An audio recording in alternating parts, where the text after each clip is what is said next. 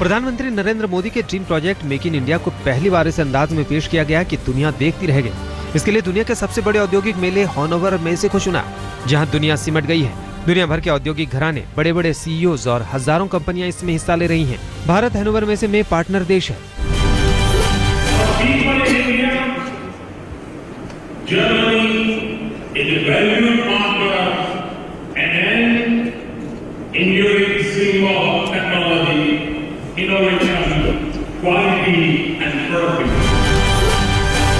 प्रधानमंत्री ने make in India के सिंबल शेर का मतलब समझाया। उन्होंने कहा कि शेर नए भारत के प्रतीक हैं, जो दोस्ती और भागीदारी के वादे के संदेश को लेकर दहाड़ रहा है। प्रधानमंत्री ने मेक इन इंडिया की आड़ में ब्रांड इंडिया की नई तस्वीर पेश की। उन्होंने साफ किया कि मेक इन इंडिया कोई नारा या ब्रांड नहीं है, बल्कि एक राष्ट्रीय आंदोलन है। Make in India is not a brand, not is it simply a slogan. Make in India के बहाने प्रधानमंत्री ने दुनिया को न्योता देते हुए संदेश दिया कि भारत बदल रहा है, जहां कारोबार करना, उद्योग लगाना, निवेश करना फायदे का सौदा है। उन्होंने दुनिया को भरोसा दिलाया कि स्थिर और बेहतर पर्यावरण बनाने के लिए अब नियम लगातार नहीं बदले जाएंगे, कोई सरप्राइज एलिमेंट नहीं होगा और प्रोजेक्ट की मंजूरी में आने वाली अड़चनों को दूर की जाएगी। You want the confidence that the environment is stable, the rules would not change frequently, and there will be no surprise element. प्रधानमंत्री ने साफ किया कि भारत की प्राथमिकताओं में आर्थिक विकास, रोजगार, वर्ल्ड क्लास औद्योगिक माहौल बनाना, पर्यावरण की रक्षा करना और लोगों के जीवन में सुधार लाना मुद्दे सबसे ऊपर हैं। उन्होंने एक बार फिर युवा शक्ति का जिक्र किया और कहा कि भारत में 80 करोड़ आबादी युवाओं की है, जो काफी स्किलफुल है और दुनिया बदलने का मादा रखते हैं।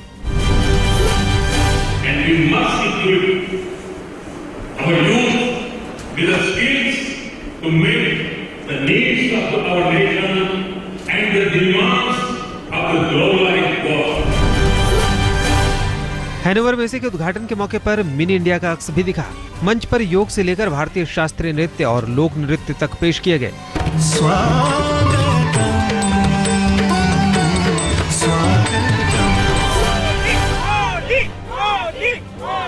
हॉनोवर पहुंचने पर प्रवासी भारतीयों ने प्रधानमंत्री मोदी का जबरदस्त स्वागत किया। उन्हें देखते ही लोग मोदी मोदी के नारे लगाने लगे। यहां मोदी ने जर्मन कंपनियों के सीईओ से मुलाकात की। इसके बाद वो हॉनोवर के सिटी हॉल पहुंचे, जहां उन्होंने महात्मा गांधी की प्रतिमा का अनावरण किया। इस मौके पर उन्होंने कहा कि महात्मा गांधी युग पुरुष थे, उनके संदेश हमेशा दुनिया का मार्गदर्शन करते रहेंगे। महात्मा गांधी पिछली शताब्दी में जन्मे जरूर थे, लेकिन न वो सिर्फ भारत के थे, न ही वो बीती हुई शताब्दी के थे, वे पूरे विश्व के थे और वे युग पुरुष थे। प्रधानमंत्री मोदी और जर्मन चांसलर एंगेला मार्केल आज बर्लिन में डेलीगेशन लेवल वार्ता में हिस्सा लेंगे। इसके साथ ही यूरोपियन यूनियन के नेताओं से भी प्रधानमंत्री की मुलाकात हो सकती है। इस मुलाकात के प्रस्तावित broad based trade and investment agreement पर चर्चा हो सकती है। नेताजी सुभाष चंद्र बोस के परिजन आज बर्लिन में प्रधानमंत्री मोदी से मिलेंगे। नेताजी के परपौत्र सूर्या बोस प्रधानमंत्री से मिलकर नेताजी से जुड़ी उन दस्तावेजों को सार्वजनिक करने की मांग करेंगे, जो सालों से फाइलों में दबी हैं। सूर्या बोस जासूसी कांड पर भी जांच कराने की मांग कर सकते हैं।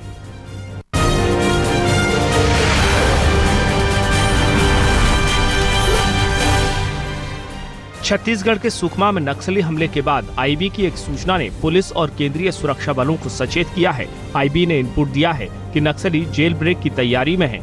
छत्तीसगढ़ के अलावा ओडिशा और झारखंड में नक्सली जेल में बंद अपने साथियों को छुड़ाने के लिए किसी भी बड़ी घटना को अंजाम दे सकते हैं।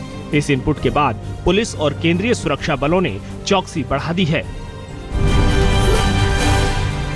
सुकमा में शहीद जवानों के शवों को पुलिस ने अपने कब्जे में ले लिया है। पोस्टमार्टम के बाद शहीदों के शवों को उनके गृह जिलों के लिए रवाना कर दिया जाएगा। जगदलपुर में शहीद जवानों को गार्ड ऑफ ऑनर देने के लिए राज्य के मुख्यमंत्री रमन सिंह समेत कई नेता और पुलिस के आला अफसर पहुंचे।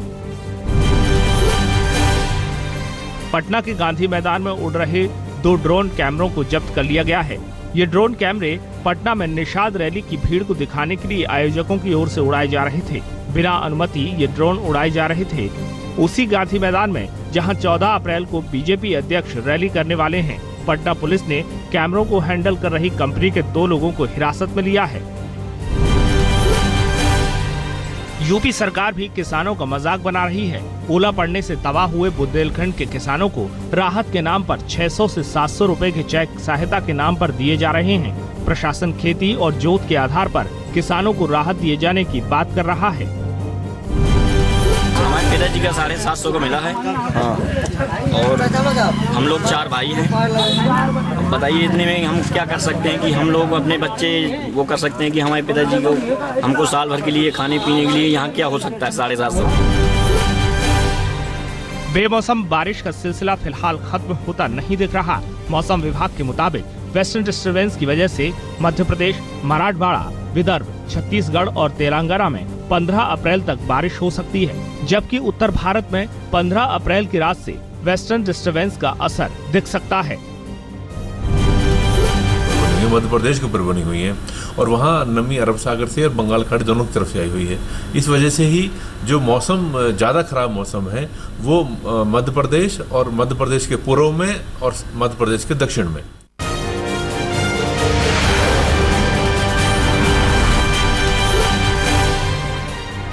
राहुल गांधी को पार्टी की कमान सौंपने के मुद्दे पर कांग्रेस के भीतर अलग अलग सुर सुनाई दे रहे हैं। पंजाब के पूर्व सीएम कैप्टन अमरिंदर सिंह ने जैसे ही सोनिया का पक्ष लिया, पंजाब कांग्रेस अध्यक्ष प्रताप सिंह बाजवा राहुल के समर्थन में आ गए। बाजवा का कहना है कि कैप्टन अमरिंदर सिंह राहुल के रास्ते में रोड अटका रहे हैं। निया जी हमारे सुप्रीम लीडर हैं, अनचैलेंज्ड हैं, उनके पर कोई सवाल की बात नहीं। ये इसलिए मुझे देना पड़ा क्योंकि पिछले 15 दिन में ये चौथी दफा है, 4 टाइम है कि कैप्टन अमरिंदर सिंह ने राहुल गांधी जी की लीडरशिप पर क्वेश्चन मार्क उठाया। तो somebody has to defend a young leader। Captain Amarinder Singh Rahul को पार्टी की कमान सौंपे जाने के खिलाफ हैं। कैप्टन अमरिंदर सिंह का मानना है कि राहुल में अनुभव की कमी है और सोनिया गांधी को ही अध्यक्ष बने रहना चाहिए। कैप्टन अमरिंदर सिंह ने यहाँ तक कह डाला कि अगर सीनियर नेताओं को किनारा किया गया तो पार्टी टूट भी सकती है। मैं समझता हूँ कि अभी सोनिया जी उनमें ये है, उनकी वो इमेज है, उनके बारे में लोग समझते हैं ऐसे कि she is a very fine leader और उनको अभी चलना चाहिए। राहुल जी उनके साथ लगे, डिप्टी उनके हैं, वो सीखें उनसे। तृणमूल कांग्रेस को मिले सीबीआई नोटिस को लेकर पश्चिम बंगाल की मुख्यमंत्री ममता बनर्जी बेहद खफा हैं। ममता बनर्जी ने इसे लेकर सीधे प्रधानमंत्री नरेंद्र मोदी पर निशाना साधा है। कोलकाता में एक रैली में ममता ने आरोप लगाया कि पीएम के इशारे पर ही सीबीआई ने उनकी पार्टी को नोटिस भेजा है। ममता का आरोप है कि पीएम के आदेश के बिना सीबीआई इस तरह की कार्रवाई नहीं कर सकता। सीबीआई ने तृणमूल कांग्रेस को नोटिस भेजकर पार्टी के खातों की जानकारी मांगी है। लंबे इंतजार के बाद आखिरकार दिल्ली में नए नियमों के तहत पहला ई रिक्शा रजिस्टर्ड हो गया। शनिवार को केंद्रीय परिवहन मंत्री नितिन गडकरी ने नंबर प्लेट लगे ई रिक्शा की चाबी सौंपी। गडकरी ने कहा कि सभी ई रिक्शा चालकों के लिए ड्रेस कोड होगा और उनका इंश्योरेंस भी होगा। दिल्ली में 10 साल पुरानी डीजल की गाड़ियों पर लगी पाबंदी पर गडकरी ने कहा कि इस मुद्दे पर वो सभी की राय ले रहे हैं और जल्द ही समस्या का हल निकल आएगा। सरकार ने इसके लिए जो कानून बनाया था वो पूरा बना दिया है, पूरे देश को लागू है। अब ई कार्ड और ई रिक्शा पूरे देश में चल सकती है। आदमी को आदमी ढोना ये अमानवीय प्रथा थी। दिल्ली के मुख्यमंत्री अरविंद केजरीवाल ने राजधानी के लोगों को भरोसा दिलाया है कि इस बार गर्मियों में पानी की किल्लत नहीं होने देंगे। करावल नगर में एक जनसभा में केजरीवाल ने कहा कि पानी की समस्या को लेकर दिल्ली के हर इलाके का अभी से मुआयना कर लिया गया है। हर इलाके का मुआयना करा लिया है और पूरी प्लानिंग कर ली है कि किस इलाके में कितने बजे टैंकर जाएगा, कहां रुकेगा, वहां ऐलान कर दिया जाएगा भाई इतने बजे टैंकर आएगा और पानी की इस बार कोई कमी नहीं होने वाली है।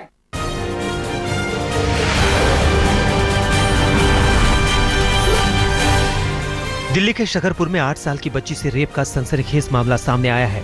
भंडारा में पहुंची बच्ची को दरिंदे ने पहले बहला फुसलाकर अपने पास बुलाया और फिर पार्किंग में खड़ी कार में ले जाकर रेप किया। स्थानीय लोगों ने बाद में आरोपी की जमकर पिटाई की और उसे पुलिस को सौंप दिया। पीड़ित बच्ची को अस्पताल में भर्ती कराया गया है, जहां उसकी हालत गंभीर बताई जा रही है। मशहूर सिंगर मीका एक नई मुसीबत में फंस गए हैं। दिल्ली में अपने शो के दौरान एक डॉक्टर को थप्पड़ मारने के इल्जाम में उनके खिलाफ थाने में एफआईआर दर्ज हुई है। पीड़ित डॉक्टर का आरोप है कि 11 अप्रैल को शो के दौरान मीका ने उन्हें सबके सामने स्टेज पर थप्पड़ जड़ दिया। वैसे वीडियो सामने आने के बाद मीका ने थप्पड़ मारने की बात तो कबूली है, लेकिन उनका यह भी कहना है कि डॉक्टर ने उन्हें गाली दी थी। गाजियाबाद में बदमाशों का आतंक जारी है। कल कौशाम्बी इलाके में जब एक शख्स ने अपनी पत्नी का चेन छीनकर भाग रहे बदमाशों का पीछा किया तो उन्होंने गोली चला दी। बदमाशों की एक गोली बाइक पर बैठी 5 साल की बच्ची को लगी, जिसे अस्पताल में भर्ती कराया गया है। फायरिंग के बाद बाइक सवार बदमाश मौके से फरार हो गए। पुलिस उन्हें जल्द पकड़ लेने का दावा कर रही है। बाइक पे 2 लोग थे, एक राउंड ही फायर किया गया जो बच्चे के लगा। क्या दिल्ली की तरफ को भागे होंगे इस तरह का अंदेशा? हाँ, ये फिलहाल जैसे बात हुई उन्होंने यही बताया है और उसी हिसाब से पूरे गाजियाबाद में नाकाबंदी करके चेकिंग करवाई गई है। दिल्ली से सटे नोएडा में रियल एस्टेट के कारोबारी की पत्नी का हत्यारा पश्चिम बंगाल से पकड़ा गया। गिरफ्तार सोनू ने पुलिस के सामने हत्या की बात भी कबूली है। सोनू के मुताबिक सफाई ठीक नहीं होने पर कारोबारी की पत्नी ने उसे थप्पड़ मार दिया था, जिसके बाद गुस्से में आकर उसने चाकुओं से हमला कर दिया। सेक्टर 41 में रहने वाले कारोबारी संजय गुप्ता की पत्नी राखी गुप्ता का खून से लथपथ शव उनके घर से मिला था।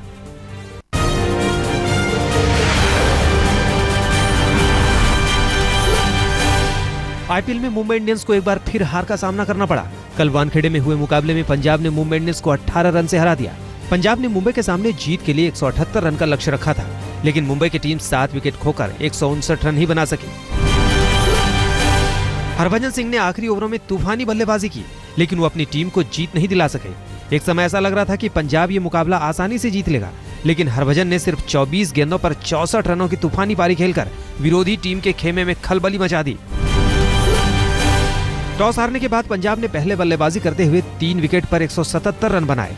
पंजाब की ओर से कप्तान जॉर्ज बैली ने सबसे ज्यादा 61 रन बनाए और उन्हें मैन ऑफ द मैच चुना गया। सहवाग ने 36, मुरली विजय ने 35 रनों की पारी खेली।